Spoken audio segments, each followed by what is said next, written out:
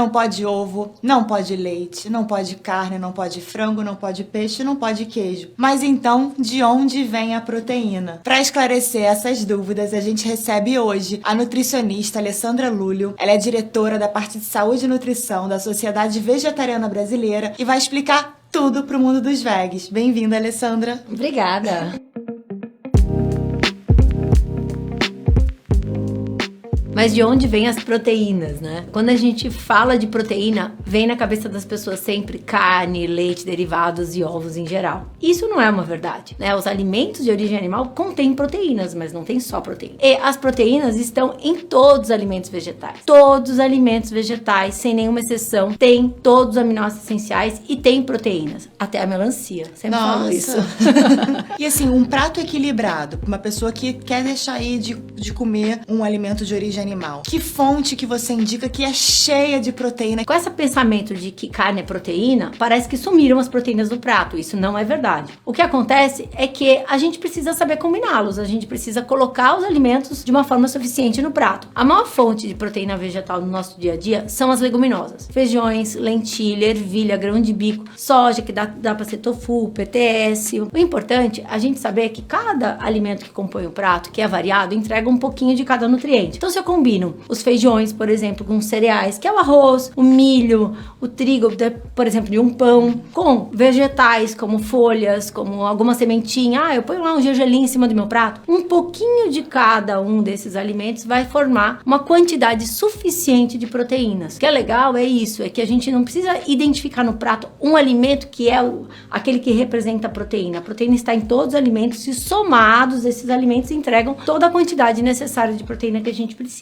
Alessandra, uma outra coisa que eu já escutei bastante, quando alguém para de comer carne ou corta os produtos de origem animal, sente um pouco de cansaço, dor de cabeça, fica com preguiça. Isso é real? O que acontece de fato? Isso é real, mas não precisa ser assim. Por quê? A maioria dos alimentos de origem animal, as carnes, o queijo, o leite, os ovos, são alimentos com alta densidade calórica. Então, quando eu tiro, por exemplo, a carne do meu prato, eu tô tirando uma quantidade pequena de alimentos com muitas calorias. Por quê? Todos esses alimentos de origem animal têm uma quantidade alta de gordura. E gordura tem muita caloria. Então, o que acontece? Se eu tiro a carne do prato e continuo com a mesma quantidade dos acompanhamentos, arroz, feijão, legumes, verduras e tudo mais, o que vai acontecer? Meu prato vai ficar hipocalórico. Eu vou consumir menos calorias. E ao longo dos dias, esse consumo de baixa quantidade de calorias ou menos calorias do que a gente precisa pode levar à perda de peso, que vai levar a gente ao cansaço, à falta de energia, que é natural. É como se nós estivéssemos fazendo uma dieta de emagrecimento. Como corrigir isso? Fazendo o que todo mundo gosta, comendo mais. Então você tira o alimento de origem animal do prato e você consome mais arroz, mais feijão, mais legumes, mais verduras. Fazer pratão mesmo. Esse pratão vai ter a mesma quantidade de calorias, com mais volume,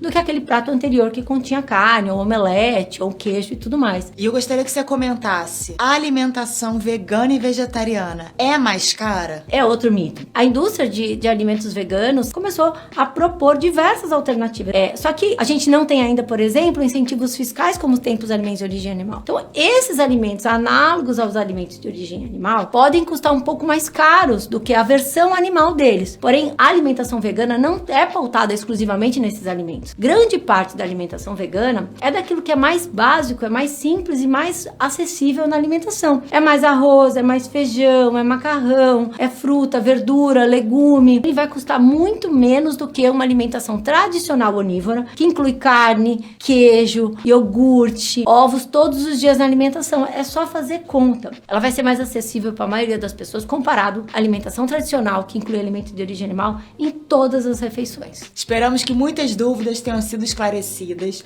Agora conta pra gente nos comentários o que mais você quer saber sobre alimentação vegana e vegetariana. Quem sabe a Lia vai lá dar umas respostas para as pessoas? Tô pronta.